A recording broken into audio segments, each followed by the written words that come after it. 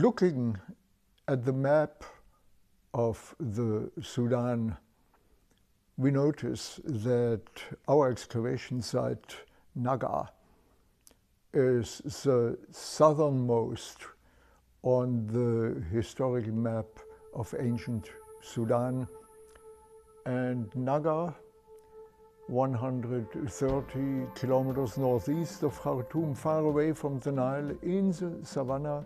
It was a royal city. We started excavating Naga in 1995, and we have excavated several temples.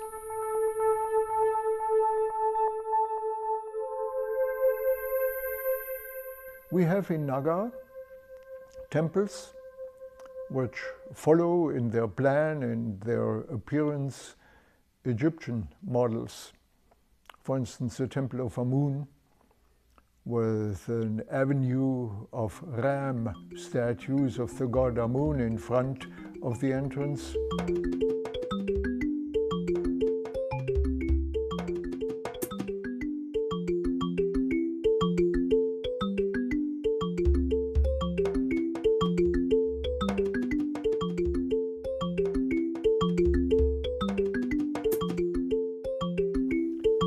We have just a few hundred meters away to the west the temple of the Meroitic god Apedemak, represented as a lion.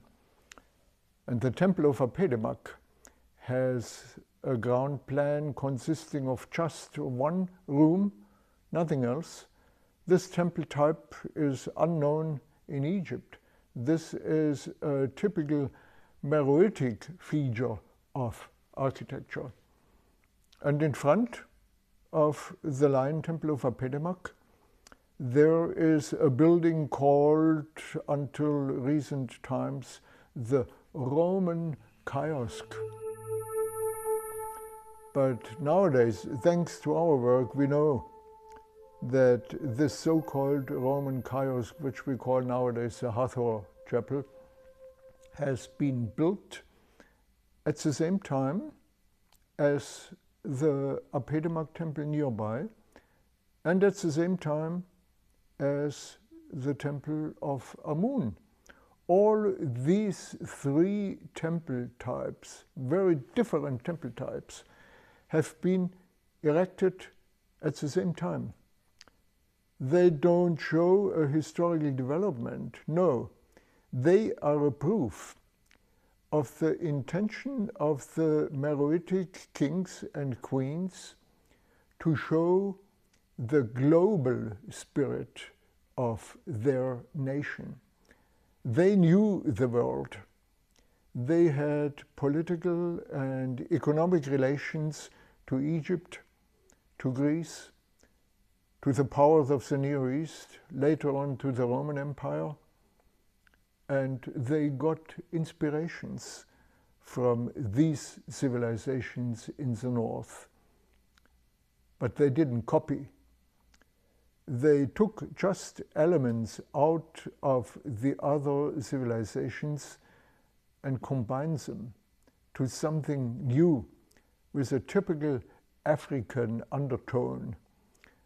And this is the characteristic of Naga in particular, but of the Meroitic civilization in general, to be the bridge, the cultural link between Africa in the south and the Near East and the Mediterranean in the north. The second center of greatest archaeological interest is the area a little bit downstream of the Fourth Cataract at Jebel Barkal.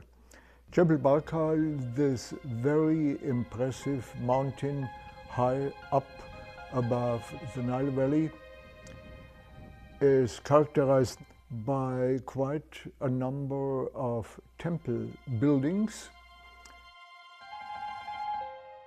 Temples partly underground in the mountain, partly freestanding with beautiful columns, a whole temple city. The temples visible today belong mainly to the time when Jebel Barkal area was the political center of an independent Sudanese nation in Kushite and Napatan times, from about 1200 BC to 300 BC.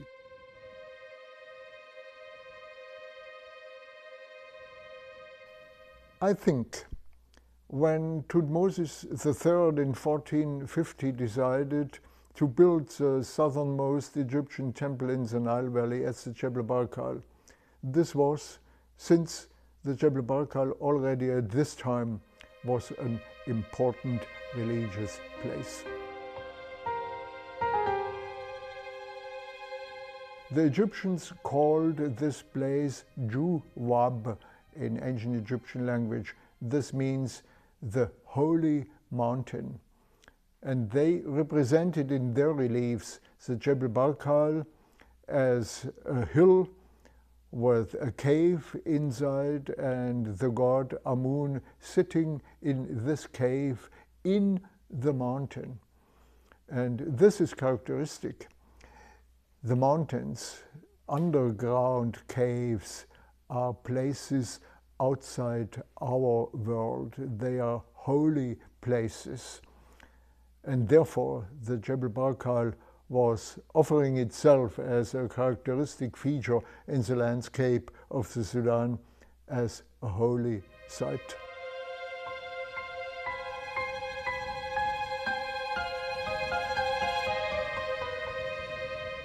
And not far from Jebel Barkal, we have the pyramid fields of El Kuru, of the Kushite kings, 1000 to 700 BC. And on the other side, in the east, the pyramid complex of Nuri, where the Kushite and Napatan kings until 300 BC were buried, also a very atmospheric site.